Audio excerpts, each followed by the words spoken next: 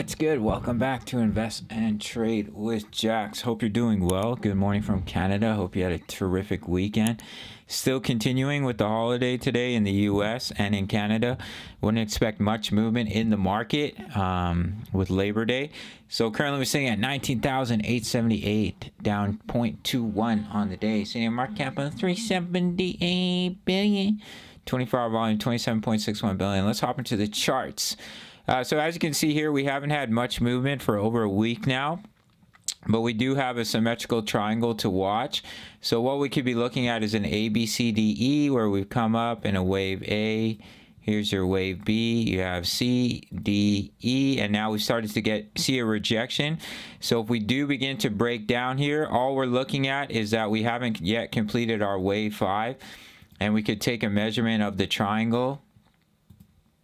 And it could take you down here to about 18.7K. We do have quite a bit of support at 19,000, and it's also a round number, so we could definitely see a bounce from that level. Now, if we do see a bounce, what I'm looking at is potentially that we're going to put in a wave 2 pullback before seeing continuation to the downside. That is my expectation.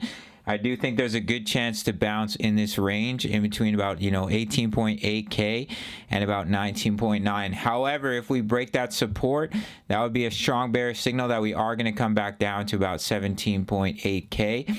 And if we come down and lose about 18.9K, it invalidates this as a 1-2. And the bearish scenario would be even more likely. I already think it's the likely scenario, but that would be stronger confirmation if that support were to be lost. But I do think there is a good opportunity to bounce within this range in between about 19K here to our current price level, about 19.7. If we were to break out of this triangle to the upside, that can happen. Then we can still put in a 5-wave move to the upside.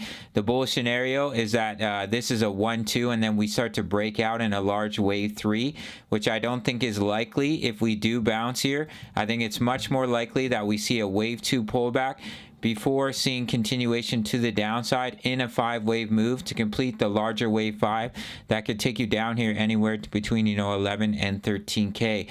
As I mentioned in a previous video, the alternative wave count here from the bear market low from the previous bear market is that this is a wave 1, this is a wave 2 pullback, wave 3, this is your wave 4, and the wave 5 was already complete here. And now we're putting in a large wave 2 pullback, which can technically retrace up to 99% of wave 1. And the start of wave 1 is all the way down at 3K, but I don't see us going any lower than about 10 to 11K, where there's a really strong level of support. If we do come down to those levels, I think that would be the bottom. But there is a more bullish wave count, which I'll show you guys here. I mentioned in a previous video. Oh, good Lord. Where we came up in a wave 1. Here's your wave 1 from the previous bear market low. Wave 2 pullback. This was a wave 3. All of this was a corrective wave 4 with an exaggerated ABC correction. And then we push up in a wave 5. Now, for this to take place, with the wave 4 pullback cannot break into the high of wave 1, which is currently coming in at 13.5K. So we'd have to bottom out before coming down into about 13.5K, or it invalidates that wave count. We have been watching this bear flag on the smaller time frames on the daily. Technically, we are losing that trend line of support, so do keep an eye on that as well. I'm not a really big patterns trader, but as you can see here, we did have this rising wedge. We met the technical target. We broke down from this bear flag. So if you are seeing this as a bear flag as well, it does look like we're starting to lose that support, that ascending support line of the bear flag. So in the short term here, just watch this symmetrical triangle. In my opinion, we already completed it at A, B, C, D, E, an Elliott wave triangle, where we came up in a wave A, B, C, D, E, and now we're starting to come down. So if we lose that support, that's more confirmation that at least you're going to come down to about 19K, which is a strong level of support. And the technical target of this wedge is down here at about 18.7, where these wicks came down to. Good opportunity to bounce either from here or off that level of support, but if it is lost, that's when we're going to come down here back down to about 17.7, 17.8K for BTC. However, if we do bounce and break out of this triangle, then I'd be looking at a potential wave 3 target. Could take you up here. We'll do a quick measurement.